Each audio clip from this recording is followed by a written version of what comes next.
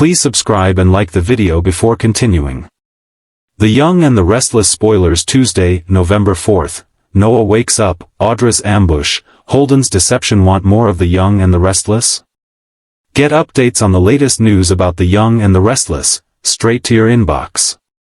We use your personal data for interest-based advertising, as outlined in our privacy notice. What is this? The Young and the Restless spoilers are in for Tuesday, November 4th, 2025. Fans can expect the next episode to feature Audra Charles, Zuleika Silver, showing up in Los Angeles.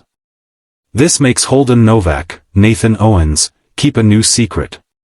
Plus, Claire Grace Newman, Hayley Erin, panics. Also, Noah Newman, Lucas Adams, finally wakes up. Keep reading and let's talk about what is coming up in the CBS soap opera. Make sure to check out our weekly Y&R spoilers, here. Claire Grace Newman panics. Let's start off with Claire, who will be questioned about her recent decisions. Nikki Newman, Melody Thomas Scott, will be concerned about Claire getting closer to Holden. The grandmother will also be worried about all the risky choices that Claire seems to be making, especially while in Los Angeles. Of course, fans know that Claire opened up to Victoria Newman, Amelia Heinley, about her confusion. So, at least Claire knows that she's been acting out of character. As for Nikki, she might worry that Claire won't be able to get her life back with Kyle Abbott, Michael Mealer, after the whole Holden passion. Claire Grace Newman panics, a stunning collapse that sends Genoa City reeling. Genoa City has seen its share of heartbreak, betrayal, and redemption, but nothing quite compares to the emotional implosion now surrounding Claire Grace Newman. Once the picture of composure and poise, Claire is unraveling before everyone's eyes, and it's sending shockwaves through the Newman family and the entire town. For weeks, tension has been building under the surface, too many secrets, too many unresolved feelings, and the crushing pressure of trying to prove herself worthy of the Newman name. Now, it's all come crashing down. Claire's panic attack isn't just a random outburst, it's the result of months of emotional strain, guilt, and identity conflict that's finally reached a breaking point. Everything started when Claire began to question whether she truly belonged in the Newman family. Victor, ever the patriarch, has been supportive but watchful, while Nikki's maternal instincts have clashed with her lingering trauma from the past. Victoria, meanwhile, continues to walk a tightrope between wanting to protect her daughter and fearing she might lose her again, to darkness, to doubt, or to the same psychological torment that once held her hostage. And then came Kyle Abbott. Their connection had been fragile from the start, an intoxicating mix of attraction and fear. Kyle's charm drew Claire in, but his inability to let go of his own past, especially his complicated history with Summer, made things volatile. What began as a cautious romance quickly spiraled into emotional chaos. Kyle wanted commitment, Claire wanted stability. But her emotional scars ran too deep. Every time Kyle got too close, Claire's defenses kicked in. The pressure to be perfect, to live up to the Newman legacy, made her push him away, even as part of her desperately wanted to hold on. When Kyle tried to comfort her after her latest panic episode, she lashed out, accusing him of pitying her. The outburst left Kyle speechless. Please subscribe and like the video before continuing.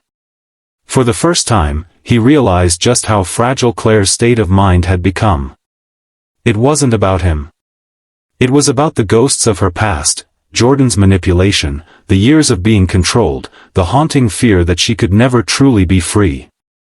As the panic set in, Claire's breathing quickened, her vision blurred, and her hands trembled uncontrollably. Victoria rushed to her side, desperate to soothe her daughter, but Claire could barely process what was happening. In her mind, she heard echoes of Jordan's voice, taunting her, reminding her she wasn't good enough. Her world spun out of control. In that moment, Claire wasn't in Genoa City anymore. She was back in that dark place, reliving the lies that had defined her childhood.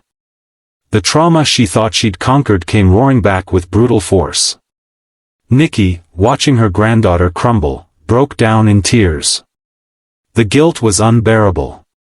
She couldn't help but blame herself for everything Claire endured. If only she had seen the signs sooner, if only she had been stronger, maybe Jordan wouldn't have had the chance to twist Claire's life into knots. But Victor saw something else, an opportunity to act, to protect his family in the only way he knows how, with control.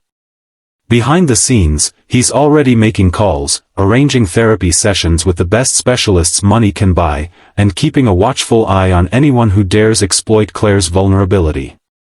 Because for Victor Newman, family isn't just about love, it's about power, and no one threatens his bloodline without facing his wrath. Meanwhile, whispers are spreading across Genoa City. Some believe Claire's breakdown is the result of unresolved trauma, while others suspect something more sinister. Perhaps Jordan isn't as gone as everyone assumes. After all, Jordan has faked her death before. Could she still be lurking, manipulating events from the shadows? The idea sends shivers down Nikki's spine. Victoria, however, refuses to believe it. She insists this is just a setback, that Claire can heal, and that love will pull her through. But deep down, even she fears the damage may be deeper than anyone realizes. Kyle, torn between guilt and affection, refuses to walk away. He's been confiding in Jack, who knows all too well what it's like to love someone broken by. Please subscribe and like the video before continuing. Trauma. Jack's advice is simple: if Kyle truly cares for Claire, he must give her space, but Kyle isn't sure he can. Every time he tries to pull back, something draws him right back in. He can't shake the feeling that Claire needs him, even if she can't admit it. As Claire isolates herself in Victoria's guest house, her panic morphs into paranoia. She's convinced someone's watching her. The flickering lights, the strange sounds outside, the subtle creak of a floorboard, each one sends her heart racing.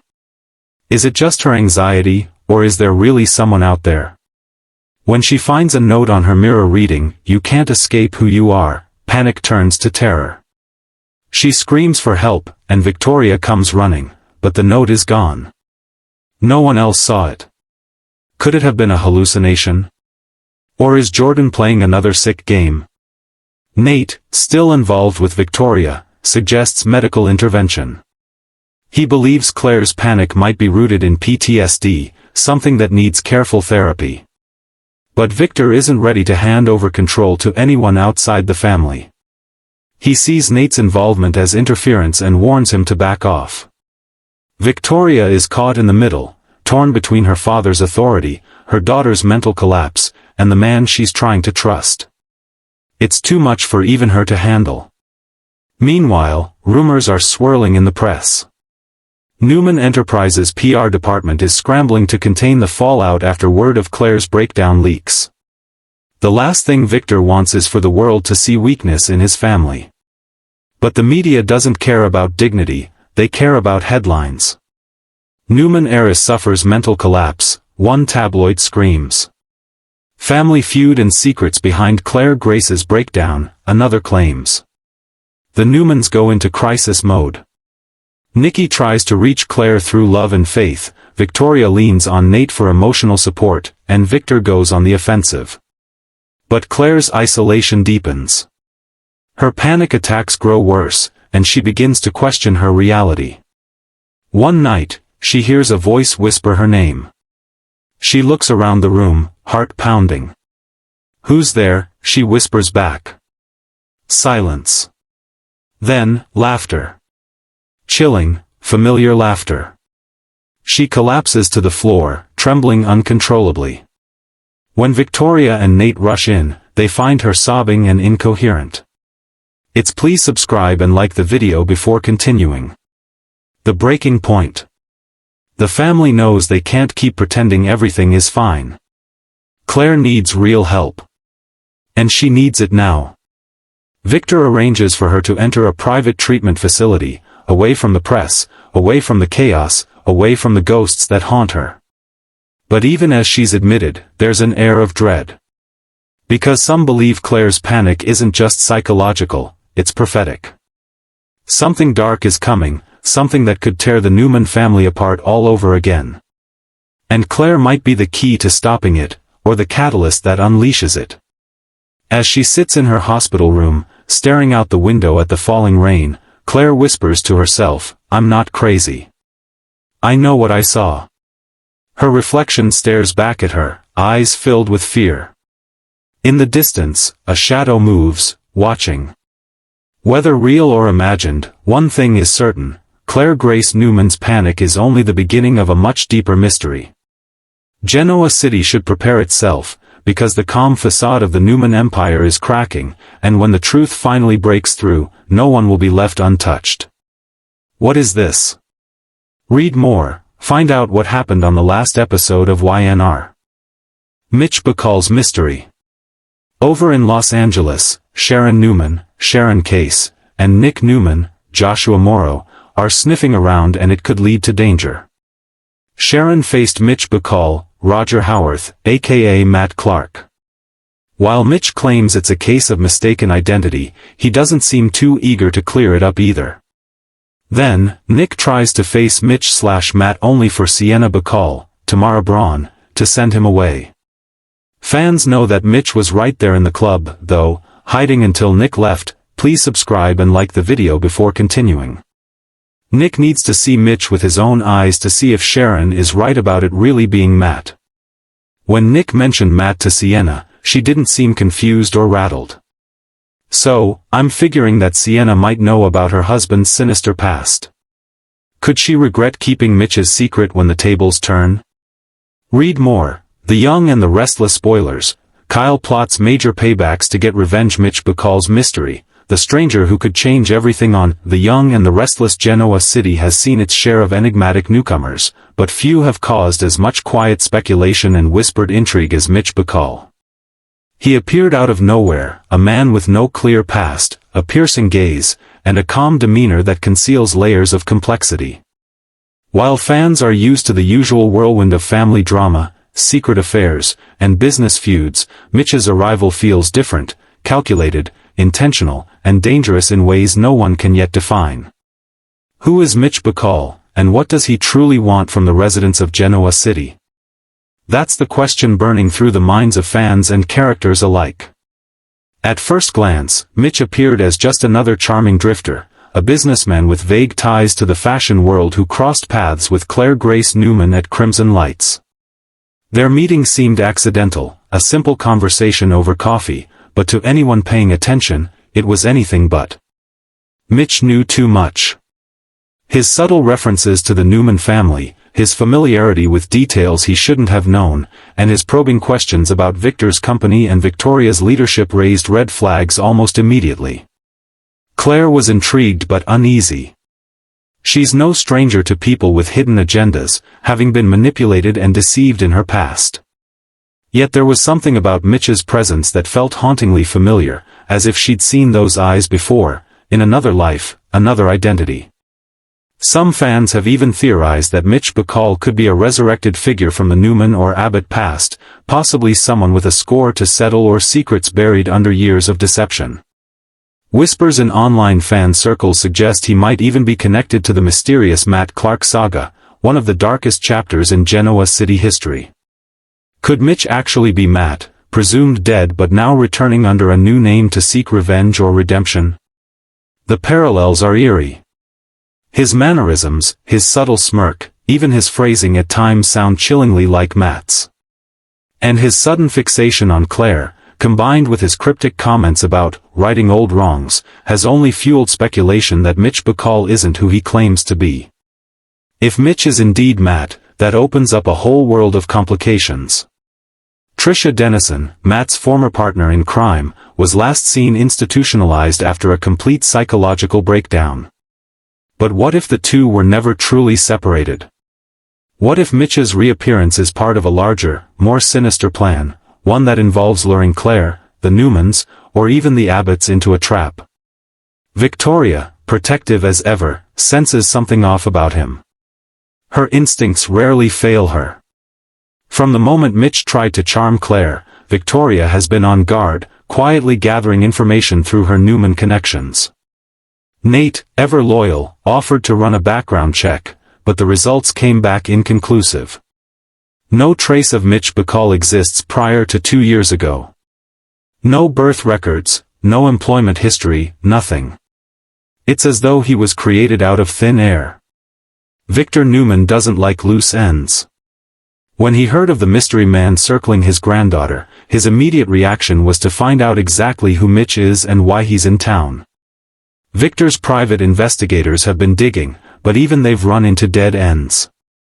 Mitch is good, too good. His tracks are covered, his credentials impeccable, his story airtight. Yet Victor knows better than anyone that no one that clean is ever truly innocent. Meanwhile, Kyle Abbott has found himself pulled into the situation in a way he never expected. After his falling out with Claire, he's been keeping his distance, trying to move on. But when he saw Mitch comforting her at society, jealousy flared. It wasn't just about losing Claire, it was the sense that Mitch's interest was far from genuine. Kyle's gut told him something was off. He confided in Jack, who urged him to stay cautious and not jump to conclusions. But Kyle isn't one to ignore his instincts. He started following Mitch's please subscribe and like the video before continuing. Movements discreetly, and what he discovered only deepened the mystery. Mitch has been seen near Newman Enterprises headquarters late at night, long after business hours. He's also made multiple visits to Chancellor Winters, under the guise of networking. Devin and Lily both found him charming but strangely evasive. Jill, ever perceptive, immediately labeled him trouble in a tailored suit. Claire's confusion grows as Mitch becomes more entwined in her life. He's kind one moment and cryptic the next. He drops hints about knowing what it's like to live under someone else's shadow, and how secrets can destroy a person from the inside. Claire tries to dismiss the feeling that he's speaking directly about her, but the look in his eyes tells another story. In one of their most unsettling encounters, Mitch gave her a small pendant necklace, claiming it was a token of protection. When she examined it later, she found an engraving, M+T forever. Her heart froze. The initials, Mitch and Trisha? Could that be a coincidence? She brought it to Victoria, who immediately became alarmed. That name, Trisha, still brings a chill through the Newman family, a reminder of tragedy, obsession, and death. Victoria knows all too well what Matt and Trisha were capable of. Could this stranger really be tied to that dark past? The more Victoria and Victor investigate, the stranger things become. A financial trail links Mitch to an off-the-books investment fund with ties to an old Newman Enterprises subsidiary, one that was shut down years ago after a scandal involving identity theft and psychological manipulation. The connection is thin but undeniable. Victor confronts Mitch directly at the athletic club in a tense scene that leaves everyone watching. "I know who you are," Victor growls. Mitch simply smiles and replies, "Do you, Mr. Newman? Or do you just know what you've been told?" The cryptic response leaves Victor momentarily speechless. Later that night, Claire finds Mitch waiting outside her house. His tone is calm but chilling. "You deserve to know the truth," he tells her. "Everything you've been told about your past, it's not the full story." She demands to know what he means, but he only replies, "Ask your family about what, please subscribe and like the video before continuing." Really happened to Matt Clark. Then he disappears into the night, leaving Claire shaken to her core. The next day, she confronts Victoria, demanding answers. Victoria, visibly distraught, insists that Matt Clark died years ago. But her voice trembles, and Claire notices.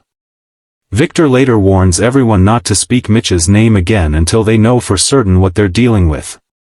Meanwhile, Kyle, unable to stay out of it, breaks into Mitch's temporary apartment at the GCAC. Inside, he finds files, photos of Claire, Victoria, and Victor, along with newspaper clippings from the late 1990s about Matt Clark's crimes.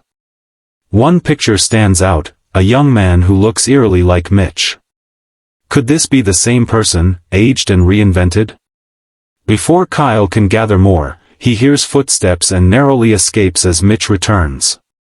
The next day, Mitch confronts him, coolly warning him to stay in his lane. The tension between them is palpable, and Kyle realizes this man might be more dangerous than anyone thought. As the mystery deepens, fans can't help but speculate, is Mitch Bacall an alias for Matt Clark reborn?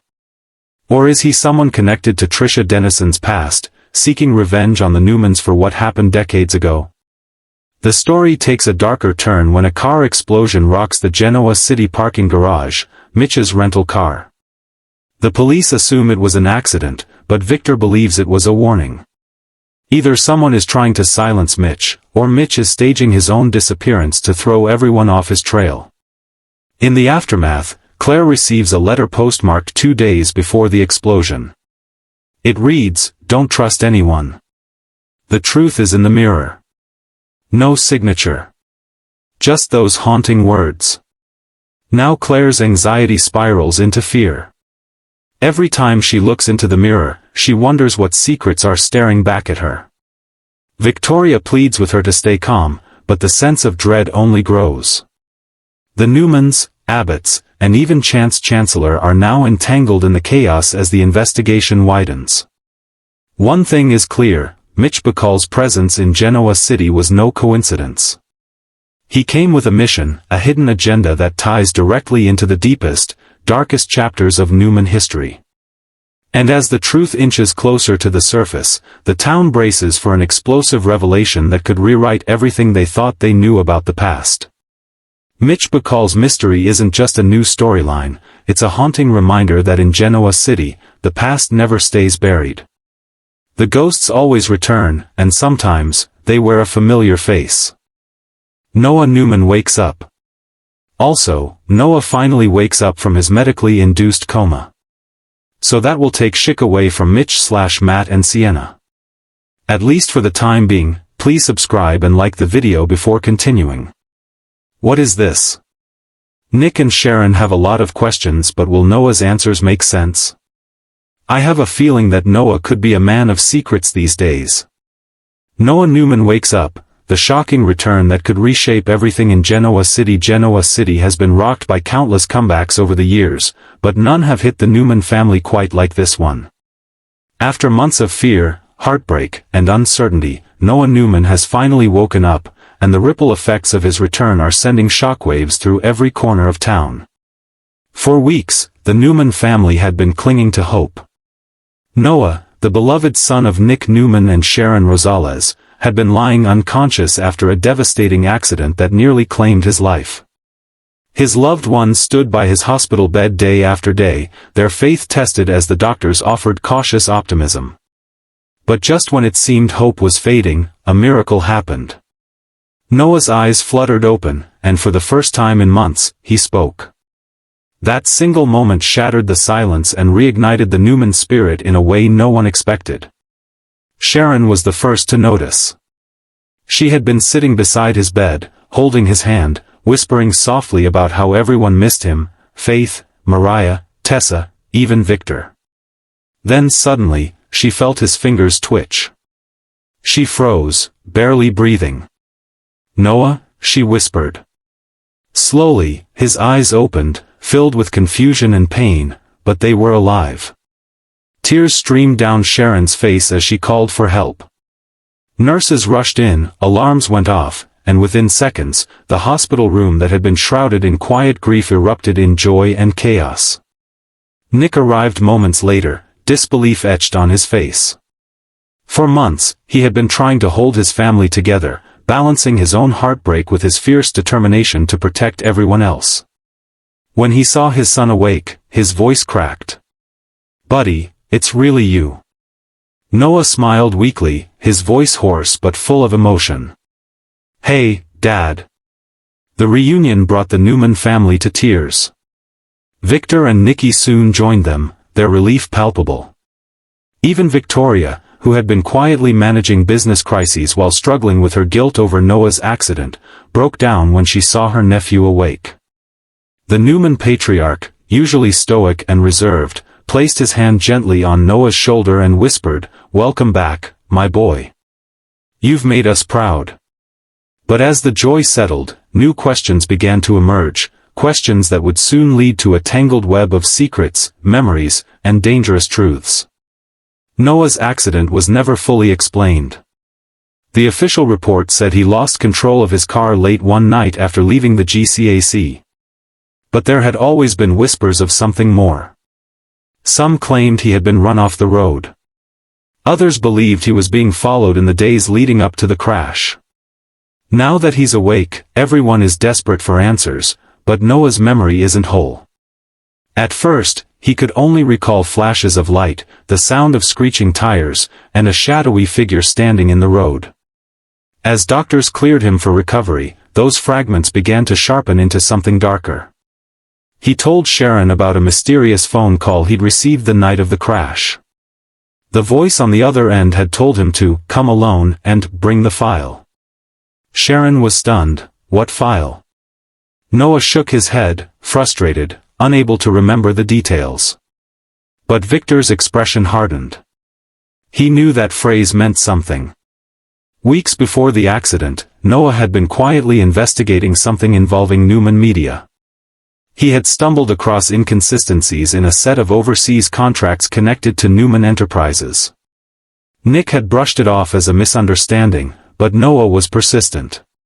He believed someone inside the company was laundering money through shell corporations, and he had been determined to prove it. Now it seems his investigation may have made him a target. As word of Noah's awakening spreads, please subscribe and like the video before continuing. Newman family rallies around him, but they're not the only ones paying attention. Adam Newman, Noah's uncle and frequent family antagonist, shows up at the hospital with flowers, claiming he just wants to see his nephew. But the tension between him and Nick is impossible to ignore. Sharon warns Adam to stay away if he's only there for information, but Adam's smirk suggests he already knows more than he's letting on. Later that night, a nurse reports seeing a strange man lurking near Noah's room. Security footage shows a figure in a hooded jacket leaving the hospital moments before. The Newmans tighten security immediately, but the incident raises alarm bells. Someone clearly doesn't want Noah to remember what happened. Meanwhile, Noah's dreams become increasingly vivid. He sees flashes of a confrontation, a dimly lit parking lot, raised voices, a briefcase full of documents. A woman's voice cries out his name. Then the crash. When he wakes, his pulse races. Sharon brings in a specialist to help him recover his memories safely, but Victor takes matters into his own hands. He begins quietly tracking everyone who had dealings with Noah in the weeks before the accident, including employees at Newman Media, Chancellor Winters, and even rival companies like Tucker McCall's firm. And what Victor finds shakes him to his core. There are financial transfers connected to a dummy corporation that Noah had flagged before his accident, transfers tied to someone inside the Newman empire. Someone close. Victoria, already on edge from her own troubles with Claire and Nate, is horrified when she learns that the suspicious activity points toward one of her trusted executives. But before she can act, the man vanishes. His phone goes dead, his office is cleared, and his apartment is empty. It's as if he disappeared overnight. The realization hits everyone at once. Noah's crash wasn't an accident, it was an attempt to silence him. And whoever orchestrated it is still out there. Despite Victor's best efforts to keep things under wraps, word of Noah's awakening leaks to the press. The story explodes across headlines. Newman heir awakens, mystery deepens around near-fatal crash. Reporters swarm Memorial Hospital, desperate for a statement.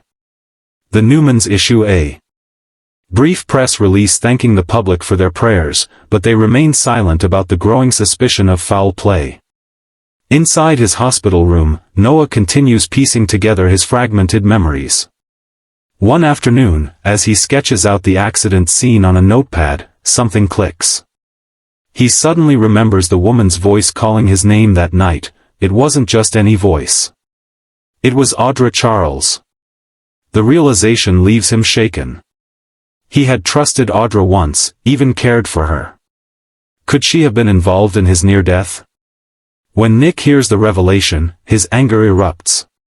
He confronts Audra in her office, demanding answers. But Audra, cool and composed, insists she had nothing to do with it. "I told him not to go," she says. "He wouldn't listen. He thought he was onto something big." She claims that the file Noah mentioned involved evidence that could have exposed someone high up, someone she refused to name. Her refusal only fuels the mystery further. Meanwhile, Sharon becomes increasingly protective of her son, haunted by the trauma of nearly losing him. She vows not to let him get pulled back into the dangerous world of corporate warfare. But Noah is stubborn. As he regains his strength, he insists on returning to work, determined to finish what he started.